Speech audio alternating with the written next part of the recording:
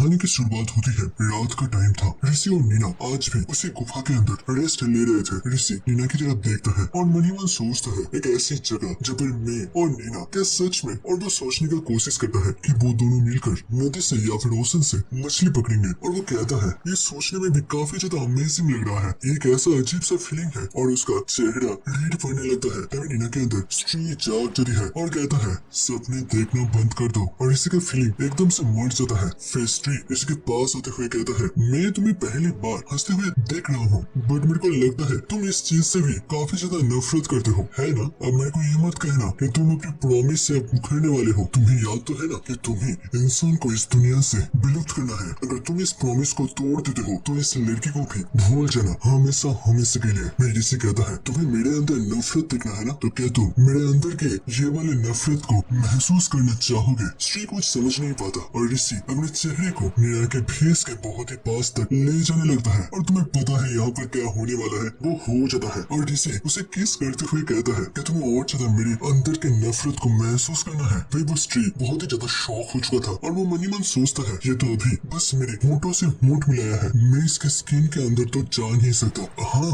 यही मेरा चांस है, मैं इसके बॉडी के ऊपर पूरी तरीके से कब्जा कर सकता हूँ। मैंने उस दिन उस साइंटिस्ट की बॉडी से बहुत तरीकों से कोशिश कर लिया था इस मॉन्स्टर के साथ फाइट करने के लिए, बट इसके साथ फाइट करना पूरी तरीके से इम्पॉसिबल है। मैंने उसे काटने का कोशिश किया, हाथों से नोचने का कोशिश किया, बट किसी भी तरीके से मैं इसकी बॉडी के अंदर इसके खून तक नहीं पहुंच पाया। बट मेरे को लगता है इस बार मैं इस चीज को कर सकता हूँ। और वो ऋषि के चेहरे को पकड़कर जोर से किस करने लगता है और अब होठों से नहीं बल्कि टांग से किस कर रहा था। और स्ट्री बहुत ही ज्यादा ही एक्साइटेड हो चुका था। वो सोच रहा था वो पूरी तरीके से ऋषि के ऊपर कंट्रोल कर लेगा और उसे अगर अपने पावर के साथ साथ ऋषि के स्ट्रॉन्गेस्ट बॉडी को कब्जा कर ले पाता है तो फिर इस दुनिया के अंदर ऐसा कोई भी नहीं है जो कि उसे रोक पाएगा। बट तभी दिखाया जाता है ऋषि एक स्माइल देता है और स्ट्री अपनी बॉडी से अपनी कंट्रोल खोने लगता है। और स्ट्री को अंदर ही अंदर बहुत ही ज्यादा ही डैमेज पहुंच रहा था। वो जल्दी से ऋषि से छूटकर दूर हटने लगता है और कहता है तुमने ये क्या कर दिया, तुम ये क्या कर रहे थे? फिर ऋषि कहता है तुम अपने सेल्स के द्वारा मेरी बॉडी के अंदर कब्जा करना चाहते थे, मैं अपनी बॉडी के अंदर तुम्हारे सेल्स को डिस्ट्रॉय कर दिया। स्ट्री पूरी तरीके से हैरान हो जाता है, उसके चेहरे से पसीना गिर रहा था। ऋषि खड़ा होता है और कहता है कि तुम समझ पा रहे हो कि अगर मैं सोच लूं कि मैं तुम्हें पूरी तरीके से खत्म कर दूंगा, इस धरती से पूरी तरीके से मिटा दूंगा, तो मैं ऐसा कर सकता हूँ। मैं स्ट्री सोच रही थी तो फिर मेरे को इसने छोड़ा क्यों? अगर ये ऐसा कर पाता तो वो जोर से अभी के अभी मेरे को खत्म कर देता, बट ऐसा नहीं है। तो वो कुछ नोटिस करता है। दिखाया जाता है ऋषि के एक हाथ के अंदर बहुत ज्यादा खून जम चुका था। वो हाथ उसका ब्लूइश टाइप का हो गया था और ऋषि अपने हाथ को उठाता है जो कि बहुत ही जोर से कपकपा रहा था और वो कहता है मैं तुम्हें खत्म तो कर सकता हूँ बट मेरे लिए भी बहुत ही ज्यादा खतरनाक है। और फिर दिखाया जाता है उसका हाथ वापस से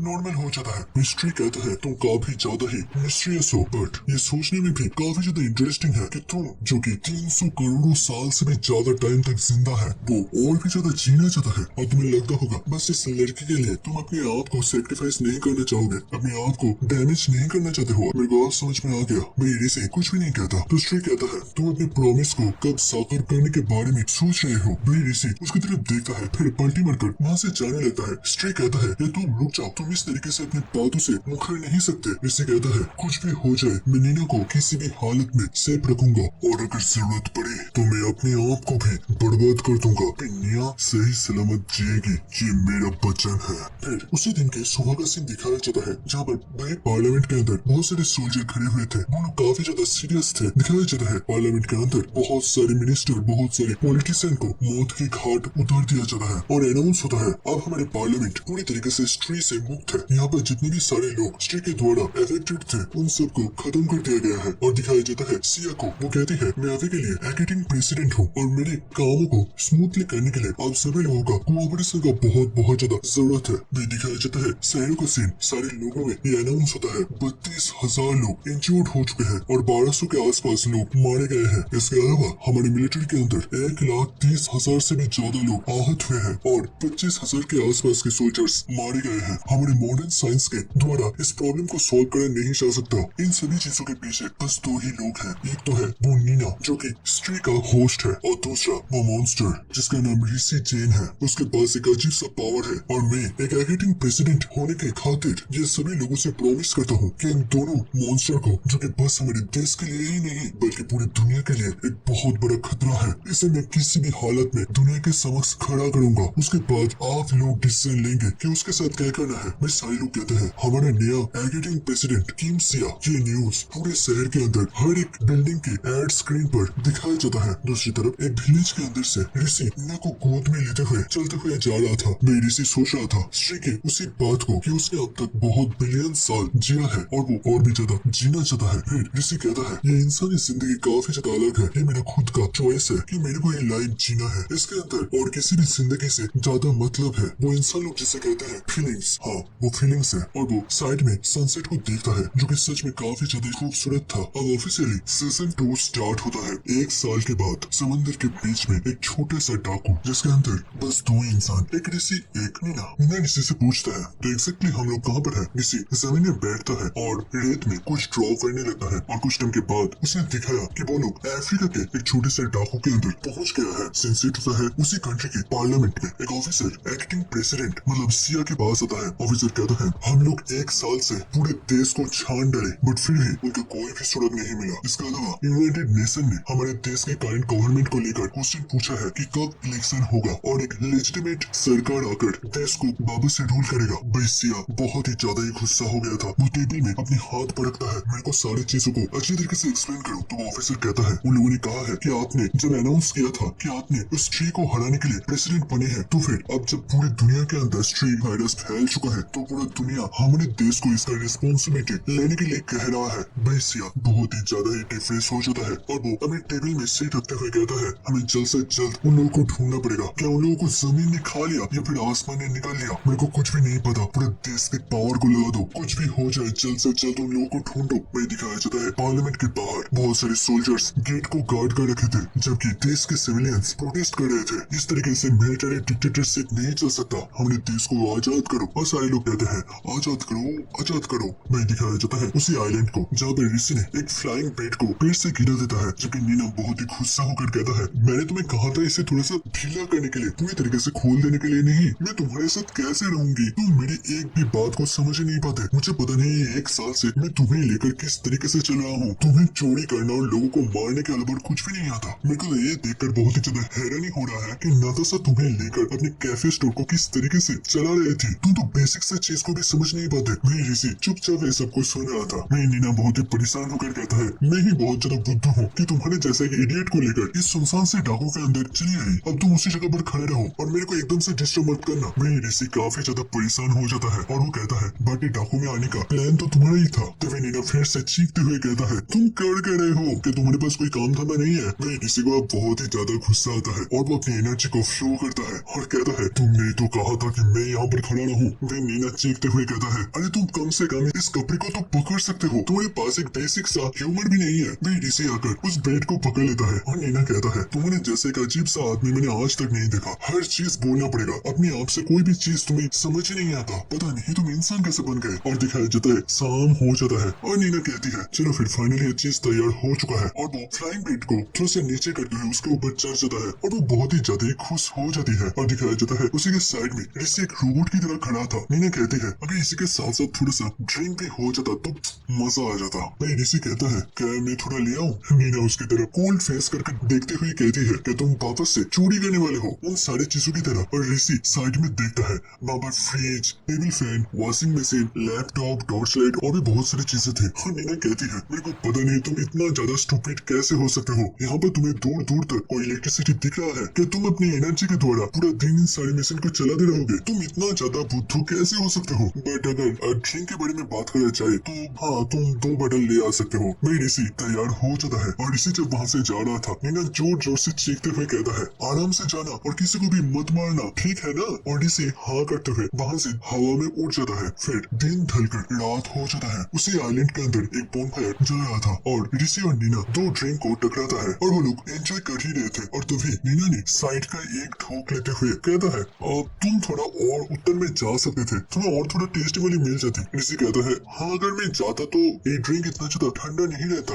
आते आते गर्म हो जाता। मैं भी इसे समझ पाती है और कहता है इन सारी चीजों में तुम्हारा दिमाग काफी अच्छा चलता है। वैसे ठंडी के मौसम का क्या प्लान है, क्योंकि लास्ट वीक के ठंडियों में काफी ज्यादा प्रॉब्लम हुआ था। मैं तो सोच भी नहीं सकती कि किस तरीके से हम लोगों ने उस ठंडी को बिताया था। वैसे क्या हमें यहाँ पर एक घर बना लेना चाहिए और दोस्तों किस तरीके से बिताया था। अगर आप लोग सोच रहे हो कि आप लोग मांगा में जाकर देख लोगे तो ऐसा नहीं है, जितना पिक्चर तुम लोग देख पा रहे हो इतना ही पिक्चर है, तो ज्यादा उतावला होने का कोई भी जरूरत नहीं है। मैं इसे कहता है ठंडियों के टाइम हम लोग यहाँ से थोड़ा दूर कोई दूसरे आइलैंड पर चले जाएंगे जहाँ पर गर्मी होगी, और वहाँ पर जब ठंडी होगी हम लोग यहाँ पर वापस से आ जाएंगे। मीना हंसते हुए कहता है हाँ ये काफी अच्छी आइडिया है, बिल्कुल उन पंछियों की तरह तुम इस प्रकृति को बहुत ही अच्छी तरीके से समझते हो, ये तो मानना पड़ेगा। मैं इसे थोड़ा सा मुस्कुरा रहा था, फिर बोनफायर खत्म हो जाता है और वो दोनों स्लीपिंग बैग पर सो जाते हैं और नीना के अंदर स्ट्रे जाता है और कहता है बहुत हो गया, मैं विश्वास नहीं कर पा रहा मैं यहाँ पर क्या कर रहा हूँ, मैं इस लड़के के साथ पूरी तरीके से फंस चुका हूँ और ये लड़की भी जितने दिन तक जिंदा रहेगा मैं भी उतना ही दिन तक जिंदा रह सकता हूँ, और ये मॉन्स्टर भी अब थोड़ा सा इंसानों की तरह बिहेव कर रहा है। मैं इसके अंदर के ज्वालामुखी को किस तरीके से जगा सकता हूँ, मेरे को अब तो समझ में नहीं आ रहा। मैं दिन प्रतिदिन अपने लक्ष्य से दूर जाता जा रहा हूँ। मेरे को लगता है अब इस स्कूल को मेरे को अकेले ही खत्म करना पड़ेगा। इस लड़के के ऊपर मैं और विश्वास नहीं कर सकता। मेरा मेन बॉडी तो यहाँ पर हो सकता है,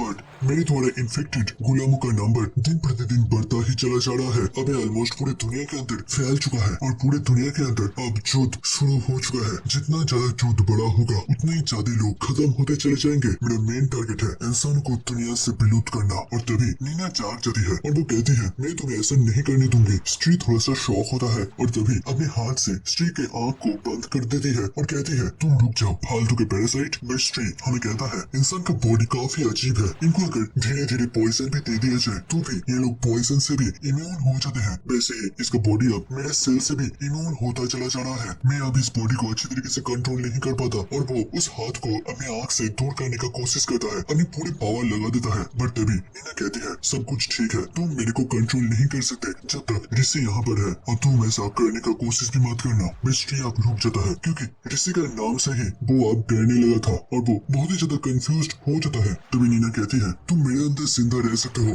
और आराम से इस लाइफ को एंजॉय कर सकते हो, मेरे को तुमसे वैसे कोई प्रॉब्लम नहीं है। तो सिंसिक तो है और सैटेलाइट सिग्नल रिसर्च लेबोरेटरी को दिखाया जाता है और इसी रूम से सारे सैटेलाइट को कंट्रोल किया जा सकता है, उन सभी से रिसर्च करा जा सकता है। तभी एक यंग लड़के को दिखाया जाता है जो कि अपने कंप्यूटर के सामने बैठा हुआ था। तभी उसका सीनियर आते हुए पूछता है क्या उन दोनों का कोई सुराग मिला, तो वो आदमी मना कर देता है। तो सीनियर कहता है पता नहीं वो दोनों कमीने कहाँ पर छुपे हुए हैं, अब तो ऊपर से इतना ज्यादा प्रेशर आ रहा है कि मेरे को रात को सही से नींद तक नहीं आ रहा, पता नहीं कुछ दिनों के बाद में शायद से पागल ही हो जाऊंगा। और फिर वो वहाँ से जाते हुए कहता है जल्द से जल्द अगर कोई भी सस्पिशियस चीज देखने को मिले तो मेरे को जरूर से इन्फॉर्म कर देना। वो लड़का हाँ में जवाब देता है। फिर दिखाया जाता है ये भी असल में स्त्री के द्वारा इन्फेक्टेड हो चुका था और उससे कोसों दूर एक आइलैंड के अंदर नीना एक फ्लाइंग बेड पर सो रहे थे। वो असल में दूसरे स्त्री के आंखों से भी देख सकता है और वो कहती है लगता है अभी के लिए ये सैटेलाइट का मामला चूक गया। और वो अपनी आंखें खोलता है और कहता है स्त्री का एबिलिटी काफी ज्यादा अमेजिंग है। इस पूरी दुनिया के अंदर अब इतने सारे लोग इन्फेक्टेड हो चुके हैं कि मैं अब दुनिया के किसी भी कोने में किसी भी जगह पर मैं अपना इन्फ्लुएंस फैला सकता हूँ। मेरे को बस सोचना है और उस जगह पर कोई ना कोई स्त्री के द्वारा इन्फेक्टेड होस्ट तो हमें जरूर से मिल जाएगा। मैं किसी भी हालत में ऋषि को रोकूंगा और लोगों को खत्म करने से। इसके अलावा मैं ऋषि को भी प्रोटेक्ट करूंगी। मैं ऋषि वहाँ पर बीच में एक बोनफायर में मछली भून रहा था क्योंकि यहाँ पर मछली और फ्रूट्स के अलावा और कोई भी खाने का चीज नहीं है। फिर एक दूसरे जगह का सीन दिखाया जाता है जो कि एक जंगल के अंदर था और हर तरफ एक अजीब सा अंधेरा फैला हुआ था। दिखाया जाता है वहाँ पर एक मिलिट्री कैंप को, इसका नाम ओदेक कैंप था, वहाँ पर एक सोल्जर को सेल से कत्ल करा गया था और एक लेफ्टिनेंट कुछ सोल्जर के साथ उसको देखने के लिए आता है। दिखाया जाता है उस विक्टिम सोल्जर के गले को काट कर उसे मार दिया गया था। लेफ्टिनेंट पूछता है बताओ हमें हमारे कैंप के अंदर कोई सोल्जर को मार कर चला गया और एक सोल्जर जो कि इतनी कड़ी ट्रेनिंग के अंदर से गुजरा है और उसको भी एक सीखने का मौका नहीं मिला। वही दिखाया जाता है जंगल में एक लड़की दौड़ रही थी, इसका नाम ओकासा गोनी है, उम्र 17 साल। ये एक स्पेशल फोर्स के अंदर थी। वो दौड़ते हुए एक जंगल के पास पहुंचता है जिसके साइड में एक छोटा सा गांव था। तभी एक आदमी को कुछ फसलों को उखाड़ते हुए दिखाया जाता है। उसने एक बड़ी सी हैट पहन रखा था। तभी उसके साइड में कोई कहता है पापा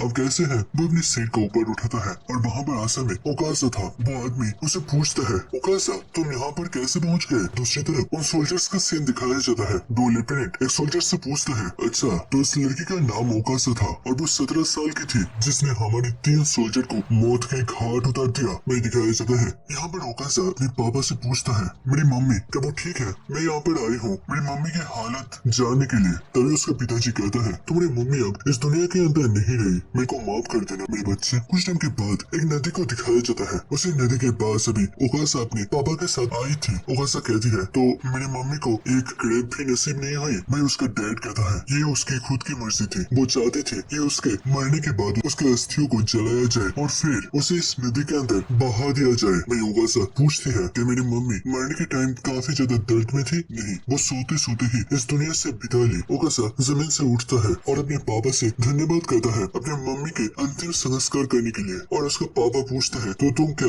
उस मिलिट्री कैंप के अंदर वापस से लौटने वाले हो? भाई वो कहती है, नहीं, मैंने सिक्योरिटी गार्ड के 3 ऑफिसर्स को खत्म कर दिया। अगर मैं पकड़ी गई तो वो लोग भी मेरे को नहीं छोड़ेंगे और हो सकता है कि वो लोग मेरे को पनिशमेंट के नाम से मौत का सजा दे दे। तभी उसका पिताजी काफी ज्यादा ही सैड हो जाता है। वो अपने सिर को पकड़ लेता है और पूछता है कि तुम्हारे पास कहीं भागने का प्लान है? भाई ओकासा कहता है, मेरे को कोई ऐसी जगह पर जाना पड़ेगा जहाँ पर ये लोग कभी ना पहुँच सके, जो जगह ये लोगों की पहुँच से कहीं दूर हो। मैं सोच रहा हूँ दक्षिण में कोई डाकू पर शेल्टर लेने के बारे में, और मेरे को लगता है ये एक परफेक्ट प्लान हो सकता है। अगर मेरे को किसी भी हालत में पकड़ा गया तो मेरे लिए बचना पूरी तरीके से इम्पॉसिबल है। और दोस्तों इन दोनों का इमोशन पूरी तरीके से मर चुका था क्योंकि इनके देश के अंदर डिक्टेटरशिप कायम करा गया है। और जब ओकासा बहुत ही ज्यादा छोटी थी तब उसे स्पेशल ट्रेनिंग के लिए ले जाया गया और उसे बहुत ही कठिन ट्रेनिंग के अंदर से या कहे तो टॉर्चर के अंदर से गुजरना पड़ा। और वहाँ पर बहुत सारे लोग उसी ट्रेनिंग के अंदर अपने दम तोड़ दिए, जबकि ओकासा कुछ ऐसे गिने चुने हुए बंदों में से थी जिन्होंने इंसानों की तरह बनाया गया नरक के हैवानियत को सहते हुए बाहर आ पाई है। फिर 5 से 10 दिन बीत जाते हैं, एग्जैक्टली बताया नहीं गया। फिर उसी आइलैंड को दिखाया जाता है जहाँ पर एक बोनफायर चल रहा था। अंधेरे के बीच में उस बोनफायर की रोशनी को बहुत ही दूर से देखा जा सकता था और दिखाया जाता है ओकासा भी वहाँ पर समंदर से आते हुए उस जगह को देख पा रही थी। ऋषि और नीना वहाँ पर बैठकर रात के डिनर कर रहे थे, वही मछली चबाते हुए, और ओकासा एक ऊंट के स्लेट में तैरते हुए यहाँ तक पहुँच गए थे। वो कहती है, इंसानी सभ्यता से इतना दूर बस एक आदमी और एक औरत इस आइलैंड के अंदर रह रहा है। तभी नीना भी इसे नोटिस करती है और कहती है, ये तो एक बच्चा है, ये कहाँ से आकर यहाँ पर पहुँच गया? वही दिखाया जाता है ओकासा इसी जगह पर रहने के बारे में पूरी तरीके से सोच लिए थे, जिसके कारण से वो ऊंट से बना हुआ स्लेट को भी समंदर में बहा देता है और अपने पीछे से एक खंजर को निकालता है और कहता है, मेरे को माफ कर देना, तुम दोनों का आज नसीब ही खराब है। भाई दूसरी तरफ उसी मिलिट्री कैंप को दिखाया जाता है जहाँ पर ओकासा के फ्रॉम को ले आया गया था। ये असल में 649 स्पेशल रेजिमेंट से बिलोंग करती थी और 3 साल से मिलिट्री को सर्व कर रहे थे। वो बस 17 साल की है। भाई वो लेफ्टिनेंट कहता है, ये मिलिट्री के अंदर आई कैसे? क्योंकि हमारे मिलिट्री के अंदर आने का जो मिनिमम एज क्राइटेरिया है वही 17 से 18 साल है और ये अभी 17 साल की हुई है, जबकि इसे 3 साल तक मिलिट्री को सर्व ऑलरेडी कर रखी है। ऐसा कैसे पॉसिबल हो सकता है? वो सोल्जर कहता है, हाँ किसी करप्टेड ऑफिसर ने इसके एज को बढ़ा कर रखा था और हमारे मेजर भी यूनिट 649 को लेकर कुछ भी बातें नहीं करते क्योंकि वो स्पेशल रेजिमेंट है और उसके अंदर सारे लोग ही बहुत ही ज्यादा स्पेशल है। भाई वो लेफ्टिनेंट पूछता है, क्या मेरे को बता सकते हो वो किस तरीके में स्पेशल है? तो वो सोल्जर कहता है, वो एक इंसान से बढ़कर एक शैतान बन चुका है, उसके अंदर कोई भी एम्पैथी नहीं है, वो बस लोगों को कत्ल करना चाहता है। मैं दिखाया जाता है ऋषि और नीना के सामने ओकासा बहुत ही शांत खड़ी थी और अपने हाथों में नाइफ को घुमा रहे थे। फिर वो अटैक पोजीशन में खड़ा हो जाता है, जबकि नीना अपने सीट से उठकर ओकासा की तरफ आने लगता है और कहता है, हे बच्चे तुम यहाँ पर कैसे पहुँच गए और मेरे को बताओ तुम कहाँ से हो? भाई ऋषि थोड़ा सा सीरियस हो जाता है क्योंकि ओकासा वहाँ पर अपने नाइफ के द्वारा हमला कर देती है और उसका नाइफ नीना के गले के बहुत ही पास तक पहुँच जाता है। भाई ऋषि बहुत ही तेजी के साथ नीना को कॉलर से पकड़कर दूर करता है और ओकासा का अटैक पूरी तरीके से नाकामयाब होता है और ओकासा बहुत ही ज्यादा शॉक हो जाता है। भाई नीना भी ऋषि के इस अचानक के झटके से बहुत ही ज्यादा ही हैरान हो गए थे और ओकासा उन दोनों से थोड़ा सा दूर खिसक जाती है। नीना कहती है, तुमने तो मेरे को डरा ही दिया था, मेरे को बताओ तुम्हारा प्रॉब्लम क्या है, तुम करने क्या चाहते हो? भाई ओकासा कहता है, मेरे को लगा था ये करना बहुत ही ज्यादा आसान होगा बट लगता है, और फिर ओकासा वापस से बढ़ने लगता है। ऋषि भी इसे नोटिस करता है और ऋषि कहता है, भाई पर खड़े हो जाओ, आगे आने का कोशिश भी मत करना। भाई नीना जोर से चीखते हुए कहती है, वो बच्ची है ऋषि, तुम ऐसा नहीं कर सकते। भाई ओकासा कहता है, मेरे पास कोई चॉइस नहीं है, मेरे को ये करना ही पड़ेगा। और ओकासा जब आगे बढ़ ही रही थी ऋषि उसको चेहरे से पकड़ता है और जमीन से उसे उठा लेता है। लड़की ऋषि के सीनों में अपने पैर रखते हुए जोर से फोर्स देता है और वो ऋषि के हाथ से छूट के नीचे लैंड करता है। अब ओकासा को भी समझ में आ गया था कि उसका पाला कोई साधारण आदमी से नहीं पड़ा है और ऋषि अभी तक वैसे ही शांत था, उसके अंदर कोई भी एंजाइटी नहीं थी और ओकासा सोचती है कि उसका नाइफ ऋषि के बॉडी के ऊपर पड़ा था बट ऋषि के बॉडी को काट नहीं पाता और वो मन ही मन कहता है ये आदमी काफी ज्यादा स्ट्रेंज है, इसके अंदर कुछ न कुछ अजीब तो जरूर से है। वही नीना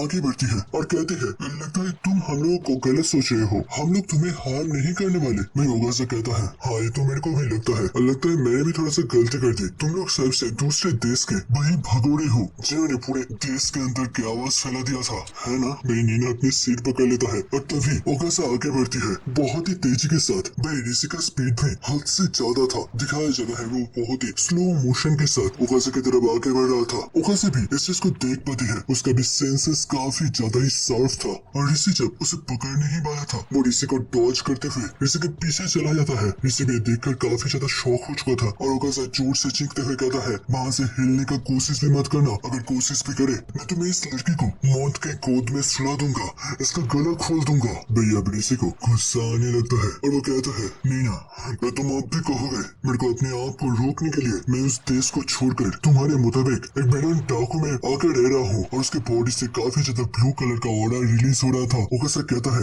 ये क्या चीज है। मैं नीना ओकासा के हाथ को चीरता है और ओकासा जोर से चीखते हुए कहता है तुम चुड़ैल औरत। मैं दिखाया जाता है उसके बॉडी के अंदर स्ट्री प्रवेश कर गया था और ओकासा स्ट्री के द्वारा इन्फेक्टेड हो चुका था। नीना अपने हाथ को नीचे की तरफ करता है। ओकासा पूरी तरीके से सदमे में चली गई थी, वो पूरी तरीके से हैरान हो गया था क्योंकि उसका बॉडी उसका बात नहीं सुन रहा था, वो जमीन में घुटनों के बल बैठ जाती है और ऋषि भी देखकर काफी ज्यादा हैरान हो चुका था। ओकासा मन ही मन कहता है मैं अपनी बॉडी को मूव नहीं कर सकता, ये क्या है, ये कैसे लोग हैं। मैं नीना इसके चेहरे के पास आते हुए कहता है तुम मेरे को चुड़ैल कह रही थी, छोटे से बच्चे कहेंगे कहो मेरे को दीदी, मेरे को दीदी कहो। मैं ओकासा का मुंह से भी कोई शब्द नहीं निकल रहा था क्योंकि उसका मुंह भी नीना के कंट्रोल में थी और नीना ऋषि की तरफ देखता है और कहता है कि तुम सच में छोटे से बच्चे को मारने वाले थे। वही ऋषि दूसरे साइड में देखते हुए कहता है इसमें मेरा कोई दोष नहीं था, ये लड़के ही तुम्हें पहले मारने का अटेम्प्ट किया था। वही नीना कहती है बट फिर भी तुम अपने इंसेन फोर्स को कैसे रिलीज कर सकते हो।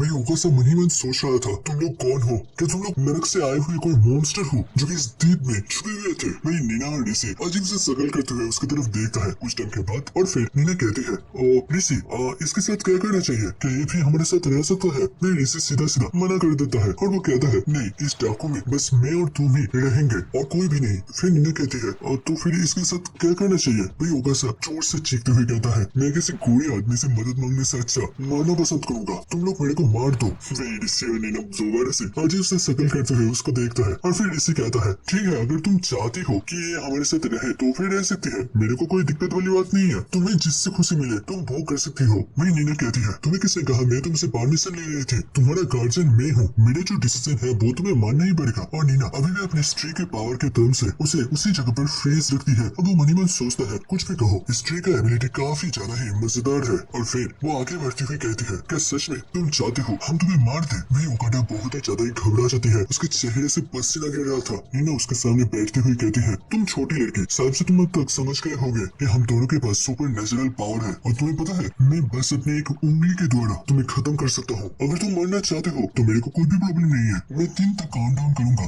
तुम्हें इसका अंतर आंसर देना है कि तुम जीना चाहते हो या फिर नहीं। ओकासा के चेहरे से बहुत ही ज्यादा ही पसीना गिर रहा था, वो बहुत ही ज्यादा घबरा जाती है। नीना कहती है 2 मेरे को बताओ तुम क्या चूज करोगे और वो 3 कहता है। मैं ओकासा जोर से चीखते हुए कहती है मैं जीना चाहता हूँ, प्लीज मेरे को छोड़ दो, मैं जीना चाहता हूँ, तुम जो भी कहोगे मैं वो करने के लिए तैयार हूँ, प्लीज मेरे को छोड़ दो। भाई नीना मैं भी रुक जाती है। ओकासा अभी भी बहुत ही ज्यादा ही घबराई हुई थी और नीना एक मुस्कुराहट देता है, फिर ओकासा के सिर पर हाथ फेरते हुए कहती है अच्छी लड़की। भाई पीछे से ऋषि बहुत ही ज्यादा फ्रस्ट्रेटेड हो रहा था और वो मन में सोचता है ये 2 सेकंड में अच्छी लड़की हो गई। भाई सोल्जर कैंप का सीन दिखाया जाता है, वो लेफ्टिनेंट कहता है क्या बात ही सिक्योरिटी डिपार्टमेंट तक पहुंच गई। मैं एक सोल्जर कहता है हाँ वो लड़की भाग गई है, इसका खबर अब सिक्योरिटी डिपार्टमेंट तक पहुंच चुका है। लेफ्टिनेंट इससे काफी ज्यादा हैरान होता है और वो उससे पूछता है कि ये लड़की इतना ज्यादा स्पेशल क्यों है। तो सोल्जर कहता है क्योंकि उसका पिछला मिशन काफी ज्यादा इम्पोर्टेंट था हमारे देश के नेशनल सिक्योरिटी के लिए, अगर उसके मुंह से कोई भी बात बाहर लीक कर गई तो हमारे पूरे देश की जनता सरकार को बहुत ज्यादा प्रेशर रियलाइज कर सकता है भाई वो लेफ्टिनेंट अपने सोच में डूब जाता है और वो कहता है ये लड़के का एक बहुत बड़ा राज है। मैं दूसरी तरफ ओकासा बहुत ही आराम से एक अच्छे बच्चे की तरह बैठकर मछली खा रही थी और वो रिसी और नीना को अपनी सारी लाइफ की स्टोरी को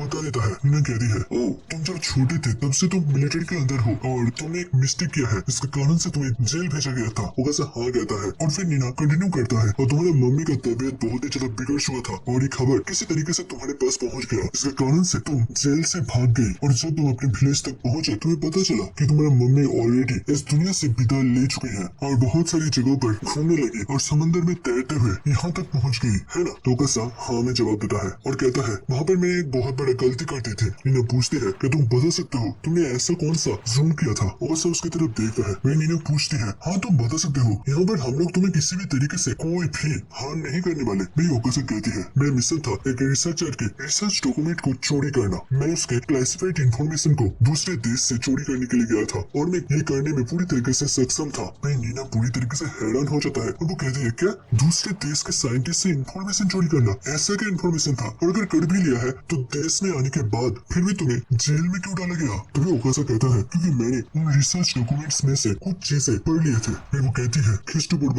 246 1014 124 199 1262 1373 1401 1597 1654 1668 1673 1702 1903 जबकि नीना धीरे धीरे थोड़ा सा एंसियस हो जाती है। मैं ओकासा कहता है एंड फाइनली 1925 ऋषि कहता है तुम किसके बारे में बात कर रहे हो। मैं नीना के चेहरे से पसीना गिर रहा था और वो कहती है ये सब तो डिजास्टर ईयर कहलाया जाता है क्योंकि इन सारे सालों में वोल्केनो इरप्शन हुआ था। मैं ओकासा कहती है हाँ बट वो सब छोटे छोटे थे। इस साल को बाउगडिन माउंटेन जो कि एक वोल्केनो माउंटेन है और उसके ऊपर एक बड़ा सा पॉन्ड भी बन चुका है उसका एक बहुत बड़ा इरप्शन होने वाला है। ये सुनकर नीना पूरी तरीके से शॉक हो चुका था और ऋषि बहुत ही आराम से सब कुछ सुन रहा था। उस जगह पर एक शांति सा फैल जाता है और बस बोनफायर का जलने का आवाज उस सुनसान से डाकू के अंदर एक अजीब सा माहौल बना रहा था।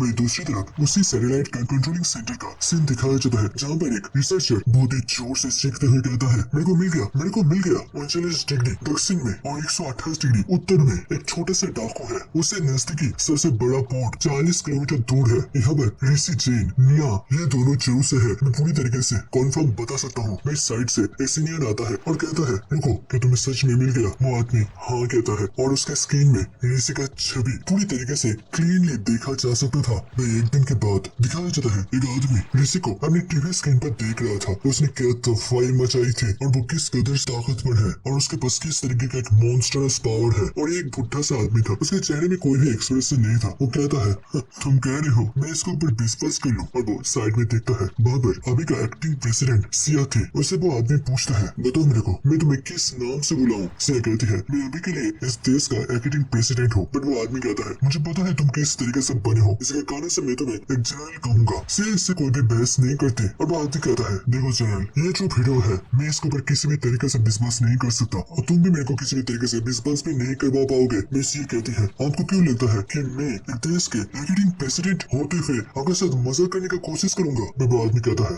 हाँ तुम आराम से कर सकते हो। वैसे भी तुमने अपने इस पोजीशन को कायम किया है एक मिलिट्री कू के द्वारा। और दोस्तों ये बुढ़ा सा आदमी किसी और देश का एक सोल्जर जनरल है। वो कहता है और तुम हम दोनों देश के एक ही कॉमन एनिमी को बनाकर हमारे धान को दूसरी तरफ बदलना चाहते हो। और मैं ये भी दावे के साथ कह सकता हूँ कि ऐसा कोई मॉन्स्टर हमारी पृथ्वी के अंदर एग्जिस्ट भी नहीं करता। भाई सिया को अब थोड़ा सा गुस्सा आता है और वो आदमी भी ये समझते हुए एक हल्का सा मुस्कुराहट देता है और वो कहता है तो तुम मोटा मोटी जो कहना चाहते हो कि ये जो आदमी है वो अभी के टाइम हमारे देश के एक छोटी सी द्वीप के अंदर या फिर डाकू के अंदर रह रहा है और इसके अलावा जिसने इस पूरी जगह के अंदर एक अजीब सा बीमारी फैलाया है वो भी इसी के साथ है। इसका मतलब है पूरी दुनिया जब तुम्हारे देश के ऊपर उंगली उठा रहा है कि तुम्हें लोगों ने ये डिजीज फैलाया है तो तुमने उन लोगों को हमारे देश के अंदर भेज दिया जिससे कि पूरी दुनिया का नजर हमारी तरफ आ जाए और हम लोगों को इसका जिम्मेदारी लेना पड़े। क्या मैं सही हूँ। मैं ये कहती है हम लोगों ने इसको तुम्हारे देश पर नहीं भेजा ये हमारे देश से भाग गया है ये एक भगोड़ा है। मैं वो बुढ़ा जनरल कहता है ठीक है बताओ इसमें हमारा क्या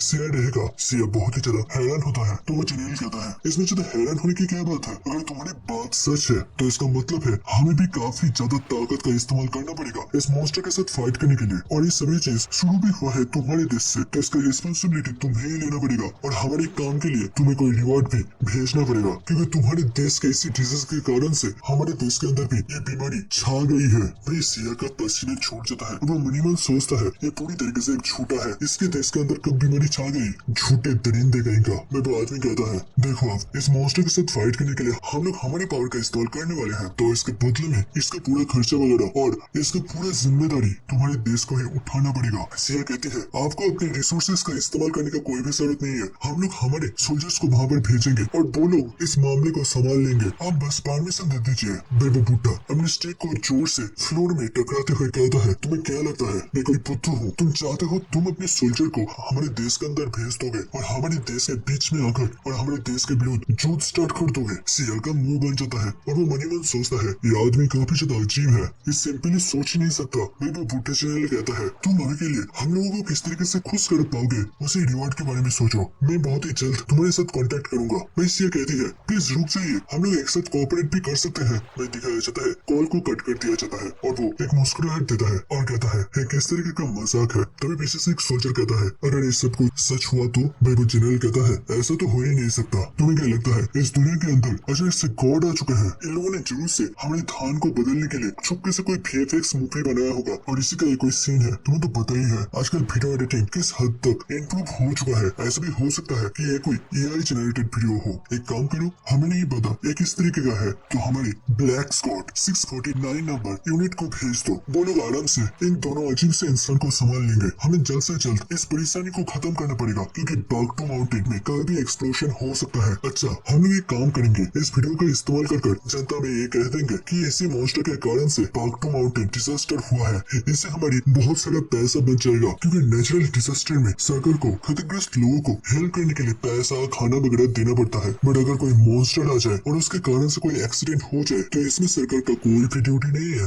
लगता है इतना उम्र होने के बावजूद मेरा दिमाग अभी भी बहुत ही अच्छे तरीके से चलता है। चलो फिर इस खबर को पूरे देश के न्यूज मीडिया पर फैला दो। सेंसेट होता है और समंदर के बीच में नीना और रोकासा एक साथ बात कर रहे थे, जबकि ऋषि एक पेड़ के साइड में आराम से खड़ा हुआ था। नीना कहती है क्या तुम और थोड़ा दक्षिण में किसी देश में जाना चाहते हो, अगर तुम चाहते हो तो मैं तुम्हें आराम से यहाँ से भेज सकती हूँ। नहीं रोकासा कहता है नहीं मेरे पास बहुत ज्यादा पैसा नहीं है, अगर मैं किसी और देश में चला जाऊँ तो वो देश अपने प्रॉफिट के लिए मेरे को वापस से इसी देश में भेज देगा और मेरे को मौत का सजा दिया जाएगा। ऋषि ये सब कुछ बहुत ही ध्यान से सुन रहा था। रोकासा और कहती है मेरे बचपन में मेरी मम्मी हमेशा कहती थी तुम्हें कुछ भी करना पड़े किसी भी हद तक जाना पड़े तुम्हें बस जिंदा रहना है, अंत तक जिंदा रहना है। मेरी ऋषि भी अपनी मम्मी को याद करता है, उसका मम्मी भी उसे यही सेम बात किया था। वही रोकासा अब रो पड़ती है और वो कहती है मेरे को बचपन में मेरे मम्मी पापा से उन दरिंदे इंसानों ने मेरे को उठा कर ले गया, मेरे को बहुत ही कड़ी ट्रेनिंग दी और फिर जब मैं वापस आया तो मेरा मम्मी मर चुकी थी। मैं क्या कर सकता था, मेरे पास उनकी कोई भी चीज नहीं है, बस यही एक प्रॉमिस है जो कि मैं भी उसे किया था कि मैं जिंदा रहूंगा। तभी ओकासा के हाथ को नीना पकड़ती है और उसे आश्वस्त करती है। ओकासा बहुत सालों से उन मॉन्स्टर के साथ रहते रहते पूरी तरीके से उसका दिल पत्थर बन गया था, बट आज वो टूट पड़ती है। वो बहुत ही जोर जोर से रोती है। इसे वहाँ पर बहुत ही आराम से खड़ा था, बट अचानक से उसको साइड से एक बहुत ही किलिंग इंटेंट महसूस होता है और वो आगे बढ़ता है और समुद्र के पास जाने के बाद अपने हाथ को समुद्र में डुबोता है। ओकासा और नीना ऋषि को देखकर बहुत ही ज्यादा हैरान हो रही थी। वही ऋषि अपनी पावर को अपने सेंसेस को समुद्र के अंदर फैलाने लगता है। वो धीरे धीरे दूर और दूर तक फैल जाता है। फिर ऋषि कहता है कोई चीज हमारे पास आ रहा है। नीना कहती है क्या क्या है वो चीज। ऋषि अपने सेंसेस को और ज्यादा फैलाता है और उसके आंख ब्लू कलर में चमकने लगता है और वो कहता है 2, 6, 20, 40 टोटल 48 लोग हमारी तरफ बढ़ रहा है। वो लोग 6 बोटों में बहुत ही तेजी से हमारी तरफ बढ़ रहा है। बस 10 मिनटों के अंदर वो लोग यहाँ तक पहुँच जाएंगे। मैं ओकासा बहुत ही ज्यादा एंसियस हो जाती है और वो तेजी से खड़ी हो जाती है और वो कहती है ये मेरे लिए वो सबके सब हमारी तरफ बढ़ा है मेरे लिए। अगर हम लोग इसी तरीके से यहाँ पर रह जाए तो हमारे बचने का कोई भी रास्ता नहीं रहेगा, हमें जल्द से जल्द यहाँ से भागना पड़ेगा। तभी नीना कहती है बच्चे शांत हो जाओ, तुम्हें इतना ज्यादा उतावला होने का कोई भी जरूरत नहीं है। वे ओकासा कहती है तुम चुम में सरी क्योंकि मेरे को नहीं समझ पा रहे। इन सारे लोगों को मेरे देश से भेजा गया है, ये लोग बहुत ही ज्यादा ही भयंकर है। इन्हें पीकॉक ब्लैक स्क्वाड कहा जाता है, जो कि 649 यूनिट से है, जहाँ से मैं भी बिलोंग करती हूँ। और असल में यहाँ पर ओकासा नीना को कुछ और ही बोलने जा रही थी, बट वो उसके पावर से डरकर अपने वर्ड को थोड़ा सा बदल कर वो चुम्मे से कह देते हैं, स्मार्ट मूव। और जब ओकासा इतना ज्यादा चीख रही थी, अचानक से साइड से ऋषि कहता है, ए तुम चुप कर जाओ, इसमें कोई भी दिक्कत वाली बात ही नहीं है। तुमने अपनी मम्मी को जो प्रॉमिस किया है कि तुम अंत तक जिंदा रहोगे, मैं उस प्रॉमिस को बरकरार रखने में तुम्हें मदद करूंगा। भाई ओकासा कहता है, देखो मैं मानती हूँ तुम काफी ज्यादा ताकतवर हो, अपने ऊपर इतना ज्यादा घमंड करना अच्छी बात नहीं है। भाई ऋषि कहता है, तुम्हें मेरे ताकत के बारे में कोई अंदाजा भी नहीं है, तो वहीं पे आराम से खड़े रहो। भाई ओकासा पूरी तरीके से पसीनों से लथपथ हो रहे थे और वो मन ही मन सोचता है, ये आदमी पूरी तरीके से पागल है, ये अपने आप को कुछ बहुत बड़ा महान सा हीरो सोच रहा है। मैं नीना को तो ऋषि के पावर के बारे में बहुत ही अच्छे से पता था, इसी के कारण से वो थोड़ा सा मायूस हो जाता है। जबकि ऋषि कहता है, चाहे वो उत्तर से आए या फिर दक्षिण से, पूरब से आए या फिर पश्चिम से, वो लोग दुनिया के किसी भी कोने से उठकर आ जाए, मैं जब तक इस आइलैंड के ऊपर खड़ा हूँ, मैं यहाँ पर किसी को भी हानि पहुँचने नहीं दूंगा। मरना तो बहुत दूर की बात है। और वो साइड में देखते हुए कहता है, तुम लोग जियोगे, बहुत ही आराम से जियोगे। फिर 10 मिनट बाद का सीन दिखाया जाता है। उस आइलैंड से 1-2 किलोमीटर दूर से दिखाया जाता है, वहाँ पर 6 छोटी बोट आगे बढ़ रहे थे। ऋषि आराम से समंदर में खड़ा हुआ था और ऋषि कहता है, तो नीना, मुझे पता है तुम्हें ये पसंद नहीं है, बट मेरे पास और कोई दूसरा चॉइस नहीं है। मेरे लिए अभी के टाइम जो सबसे ज्यादा इम्पोर्टेंट है वो है तुम्हारा जिंदगी, और अभी तो इस लड़की का भी। और अगर तुम दोनों खतरे में हो तो क्या मैं और नीना अपने सिर को झुकाते हुए ऋषि को अपनी पावर का इस्तेमाल करने का परमिशन दे देता है। इसी के साथ ऋषि बहुत ही कोल्ड होकर उनकी तरफ देखता है, फिर अपने हाथ को आगे बढ़ाता है। वही सीन सेट होता है रात में उसी जनरल के पास, जहाँ पर वो आराम से एक सीट में बैठकर चाय की चुस्की ले रहा था। तभी अचानक से दरवाजे में किसी का दस्तखत होता है और फिर जनरल की परमिशन मिलने के बाद वहाँ पर एक सोल्जर आता है। वो बुढ़ा जनरल पूछता है, बताओ क्या हमारा मिशन कंप्लीट हुआ है? मैं वो सोल्जर पूरी तरीके से पसीनों से लथपथ एकदम से टेंस होकर कहता है, हमारा मिशन फेल हो चुका है। वो जनरल कहता है, क्या सच में? तो क्या वो लोग भाग गए? सोल्जर कहता है, नहीं, उनमें से एक ही भाग कर यहाँ पर वापस से लौट आया है। कुछ टाइम के बाद एक आदमी को दिखाया जाता है जिसका पूरा बॉडी शेक कर रहा था, उसके सिर में पट्टियां लगाया गया था और वो जनरल उसके सामने आता है और कहता है, जो तुमने कहा दोबारा से रिपीट करो कि उस वीडियो के अंदर जो मॉन्स्टर को दिखाया गया है क्या वो सच है? भाई वो आदमी अभी तक अपने शौक से निकल नहीं पा रहा था, वो अपने जनरल के क्वेश्चन का जवाब तक नहीं दे पा रहा था। तो पीछे का सोल्जर कहता है, जनरल ने कुछ कहा है, सोल्जर अपना जवाब दो। अब वो सोल्जर थरथराते हुए कांपते हुए कहता है, ये सच है,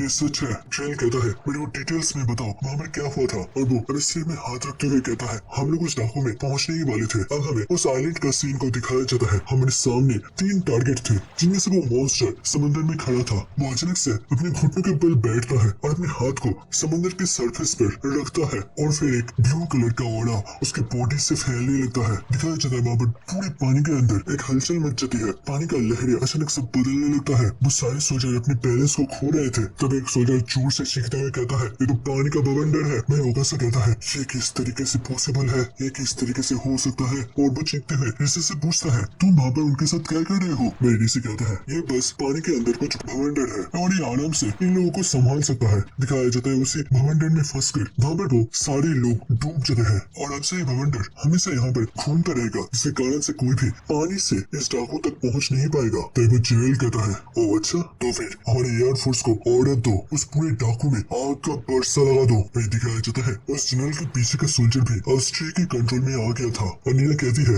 इस बार वो लोग हवाई में आने वाला है, आसमान से उड़ते हुए आने वाला है। कुछ टाइम के बाद कुछ जेट प्लेन को दिखाया जाता है जो कि इसी डाकू की तरफ निकल पड़ता है। भाई नीना अभी भी उनके साथ बात ही कर रहा था। भाई ओकासा कहती है, क्या आसमान से क्या वो लोग एयर स्ट्राइक करने वाले हैं? सब कुछ खत्म हो गया, सब कुछ बर्बाद हो गया। वो लोग इस पूरे डाकू को आग से नहा देगा, यहाँ पर कुछ भी नहीं बचेगा, हम लोग को जल्द से जल्द यहाँ से भागना पड़ेगा। बट तभी ऋषि आगे बढ़ता है और कहता है, वो देखो वो लोग आ गए। दिखाया जाता है हवा में 6 बैटल प्लेन आ गए थे। ऋषि ऑस्ट्रिच के आंखों की पावर को एक्टिव करता है, जिसके कारण से उसके आंखों की पावर हद से ज्यादा बढ़ जाता है। वो उस जेट प्लेन के अंदर उस सोल्जर तक को भी देख सकता था। दिखाया जाता है वो सोल्जर काफी ज्यादा हैरान हो जाता है जब वो सामने की तरफ देखता है कि ऋषि हवा में उड़ चुका था और वो फास्टेस्ट हाइपर स्पीड को एक्टिव करता है। Cricket part power activated. उसके साथ साथ सॉलिड बॉडी 10 लेवल एक्टिवेटेड। उसके साथ वो 6 जेट प्लेन को बहुत ही तेजी से अपनी बॉडी से टकरा कर डिस्ट्रॉय कर देता है। वहाँ पर बहुत ही जोर जोर से धमाका हो रहा था। भाई ओकासा तो पूरी तरीके से सदमे में चले गए थे। वो समझ ही नहीं पा रहा था ये किस तरीके का इंसान है और मैं पहले दिन किस मॉन्स्टर के साथ फाइट करने चले थे। दोबारा से शिफ्ट होता है उसी जनरल के पास। वो कहता है तो तुम कहना चाह रहे हो कि हमारा एयरफोर्स, और वो सोल्जर हाँ में जवाब देता है और वो कहता है एकेडिंग प्रेसिडेंट सिया ने एकदम से सही कहा था, वो वीडियो असली का था। अब वो जनरल काफी ज्यादा टेंस हो जाता है। तो वो सोल्जर कहता है कि हमें उस देश के साथ कोऑपरेट कर इस सिचुएशन को हैंडल करना चाहिए। तो वो बुढ़ा जनरल अपने हाथ को पटकते हुए कहता है हम लोग ऐसा नहीं कर सकते। अगर हम लोग ऐसा करें तो वो लोग सोचेंगे कि हमारा देश बहुत ही ज्यादा कमजोर हो चुका है। ठीक है कोई ना, न्यूक्लियर वेपन गैस का इस्तेमाल करो और उस डाकू के आसपास टॉक्सिक गैस को फैला दो। दिखाया जाता है वहाँ पर बहुत सारे ड्रोन्स आगे बढ़ता है और टॉक्सिक न्यूक्लियर गैस को उस डाकू की तरफ फैलाने लगता है, जबकि ऋषि अपने हाथ को आगे बढ़ाता है और अल्बाट्रॉस पंछी की पावर का इस्तेमाल करता है, जिसके कारण से वो बहुत ही तेजी से अपने हाथ को झटकते हुए एक बहुत ही बड़ा तूफान बना देता है। और इतने हवा के प्रेशर के साथ दिखाया जाता है जो क्लाउड बहुत ही आराम से उस डाकू की तरफ जा रहा था, कुछ ही टाइम के अंदर वो हवा के प्रेशर से दोबारा से उसी कंट्री की तरफ बढ़ने लगता है और इसे कहता है चलो ये प्रॉब्लम भी सॉल्व हो चुका है। ओकासा और नीना को धीरे धीरे फर्क पड़ना बंद हो जाता है। तभी सोल्जर आते हुए कहता है उस गैस के कारण से कोस्टल एरिया के बंदर के पास बहुत सारे लोग अपने जान से हाथ धो बैठे हैं और वो लोग एक्सप्लेनेशन का डिमांड कर रहा है। तभी दोबारा से ऑर्डर होता है, जनरल ने परमिशन दिया है बैलिस्टिक मिसाइल का इस्तेमाल करा जाए। भाई डीसी को दिखाया जाता है वो एक बड़ी सी पत्थर को पकड़ के रखा था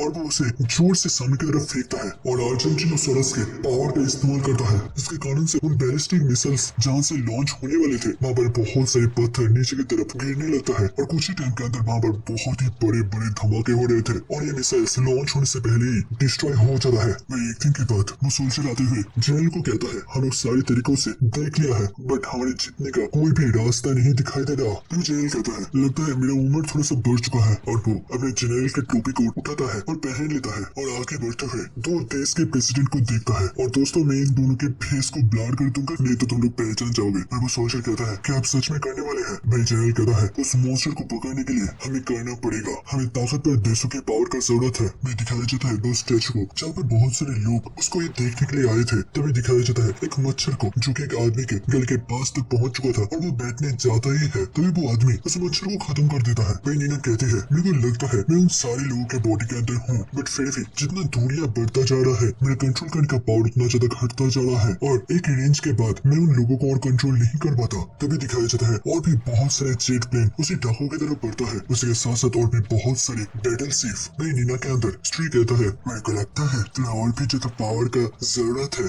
तुम्हें नहीं लगता? तुम्हें अगर कुछ चाहिए तो तुम्हें कुछ खोना भी पड़ता है। देखो तुम्हें तो पता ही है अगर इसी तरीके से चलता रहा तो इसी तरीके से लोगों का खून बहाता रह जाएगा और एक नीला सा समंदर एक दिन लाली हो जाएगी। भाई ऋषि इन सारी चीजों से अनजान समंदर की तरफ अपने पावर के साथ पत्थरों को फेंक रहा था, जबकि ओकासा डाकू के दूर दूर से पत्थर ले आकर ऋषि के पास इकट्ठा कर रहा था। दिखाया जाता है ऋषि ने अपने पावर का ज्यादा इस्तेमाल करने के कारण से उसका भी धीरे धीरे पसीना छूटने लगता है। दूसरी तरफ मीना के अंदर स्त्री कह रही थी तुम बस अपने बॉडी का कंट्रोल मेरे को दे दो, इस चीज को रोको मत और इसी तरीके से तुम इस जुद्ध को रोक सकते हो। मैं दिखाया जाता है अपनी बैटल शिप पर ऋषि का पत्थर आकर गिरता है और वो शिप बहुत ही बुरी तरीके से डिस्ट्रॉय होने लगता है। भाई आसमान में वो जेट प्लेन बहुत ही तेजी के साथ आ रहा था और वो अपने मिसाइल लॉन्चिंग बटन को दबा देता है, इसके कारण से एक बड़ा सा मिसाइल ऋषि की तरफ बढ़ रहा था। अब ऋषि ने पहले कभी भी मिसाइल के साथ टक्कर नहीं लिया था, इसके कारण से वो थोड़ा सा डर जाता है और वो पीछे की तरफ देखते हुए ओकासा को कॉलर से पकड़ता है और नीना को भी पेट से पकड़ते हुए वहां से दूर चला जाता है। दिखाया जाता है वो मिसाइल जब जमीन से लगता है वहाँ पर एक तगड़ा सा ब्लास्ट होता है। फिर ऋषि कहता है ये थोड़ा सा प्रॉब्लमेटिक है, मैं इन दोनों को बचाते हुए प्रोटेक्ट करते हुए इन लोगों के साथ फाइट नहीं कर सकता। इसके अलावा मेरा पावर भी धीरे धीरे अपने लिमिट तक पहुंचता जा रहा है। तभी दिखाया जाता है एक दूसरे देश के पार्लियामेंट का सीन, वहाँ के प्रेसिडेंट ऋषि की वीडियो को देख रहा था और उसका सेक्रेटरी आते हुए कहता है उन दोनों देशों ने कहा है कि ये वीडियो एकदम से सच्ची है। वो प्रेसिडेंट कहता है अगर ये वीडियो सच में सच हुआ तो हमारी दुनिया में एक मॉन्स्टर आ चुका है और उन लोगों का कहना है कि ये मॉन्स्टर इस आइलैंड के अंदर रह रहा है ना? वैसे इस आइलैंड का नाम क्या है? तभी उसका सेक्रेटरी कहता है इस डाकू को कोई भी देश अभी तक क्लेम नहीं किया है, तो आप कह सकते हैं ये अभी तक एक इंडिपेंडेंट आइलैंड है। वह वो ऋषि की तरफ देखते हुए कहता है मैं इसके पावर के ऊपर अभी तक विश्वास नहीं कर पा रहा। चलो फिर अगर ऐसा ही है तो फिर हम लोग इस वीडियो को पूरी दुनिया में फैला देंगे। दुनिया के हर एक लोग को ये पता होना चाहिए कि हमारी दुनिया में एक इतना ताकतवर मॉन्स्टर आ चुका है और जब सभी लोग बहुत ही ज्यादा घबरा जाएंगे तब हमारे देश की मिलिट्री मसीहा बन के उतरेगा और हमारा देश का नाम पूरी दुनिया में और भी ज्यादा मशहूर हो जाएगा। तभी कुछ दिन के बाद सीन दिखाया जाता है, उस आइलैंड से धुआं निकल रहा था, हर तरफ एक गर्म सी माहौल बन चुकी थी। दिखाया जाता है हवा में बहुत सारे जेट प्लेन और पानी में बहुत सारे बैटल शिप धीरे धीरे आ रहे थे। और दिखाया जाता है इसी कैओस के कारण से, इतने सारे शोर, डर और धुएं के कारण से उन सभी का नींद हराम हो चुका था। वो लोग बैठे बैठे पसीनों से तरबतर हो रहा था। मेरी ऋषि कहता है ये सब आते ही जा रहे हैं, आते ही जा रहे हैं, ये सब खत्म कब होगा। और दिखाया जाता है पानी के हर तरफ पूरे समंदर में बस द फाइट का मंजिल था। पानी में भी आग जल रहा था, कहीं पर कोई जहाज तो कहीं पर कोई प्लेन आग में जल रहा था। मेरी ऋषि बहुत ही ज्यादा थक चुका था और वो अपनी आंखें खोलते हुए कहता है अब ये चीज मेरे हाथ से बाहर निकल चुका है, मैं अब इसे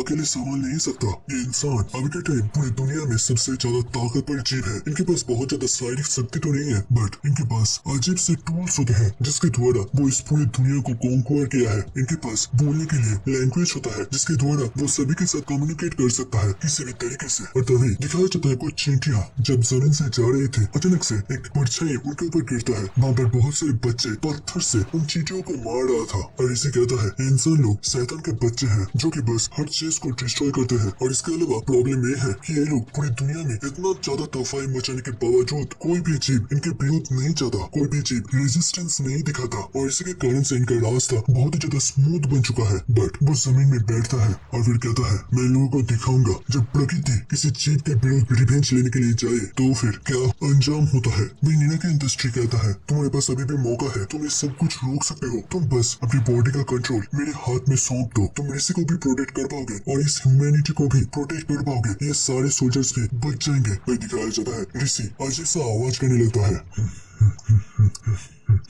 और फिर अपने हाथ को थम्स अप करते हुए आगे बढ़ाते हुए कहता है कौन कौन मेरी फाइट में मेरे साथ आएगा। और उसके बॉडी से एक अजीब सा वेव हर तरफ फैलने लगता है जो कि धीरे धीरे पूरे समंदर से पूरी दुनिया के अंदर फैलने लगता है। तभी उकासा अपने सिर को झुकाते हुए कहता है अब लगता है हमारे बचने का कोई भी ऑप्शन नहीं है। और तभी हवा में काफी सारे पंछियों की आवाज सुन पाती है और दिखाया जाता है बहुत सारे पंछी हवा से जा रहे थे और उनके परछाई नीचे गिर रहा था। भाई समंदर में भी दिखाया जाता है पानी के नीचे से छोटे छोटे मछली और कुछ ही टाइम के अंदर बड़े बड़े डॉल्फिन, शार्क्स सब कुछ ऋषि की तरफ से फाइट करने के लिए बाहर आ जाते हैं। मैं ऋषि कहता है तुम सभी लोग मेरे साथ दो, दुनिया के इस इंसानी पैरासाइट को खत्म करने में इन लोगों को सबक सिखाना बहुत ज्यादा जरूरी हो चुका है। सिंसेप्ट होता है और बहुत साल पहले दिखाया जाता है कुछ बच्चों को एक मैदान में खेलते हुए। वहीं उनके साइड में ऋषि बैठकर देख रहा था, वो भी अब बहुत ही ज्यादा छोटा था। तभी कोई उसके सर में हाथ रखता है, ऋषि उसकी तरफ देखता है और वो कहती है तुम यहाँ पर बैठकर क्या कर रहे हो, जाओ अपने दोस्तों के साथ खेलो। और यहाँ से उसका मम्मी थी और उसका मम्मी कहती है अच्छे अच्छे दोस्त बनाओ, खेलने से बहुत ही पक्की दोस्ती बनती है। मेरी उसका मम्मी उसके साइड में बैठता है, देखो ये काफी ज्यादा मजेदार है, क्या तुम भी उनके साथ खेलना नहीं चाहते।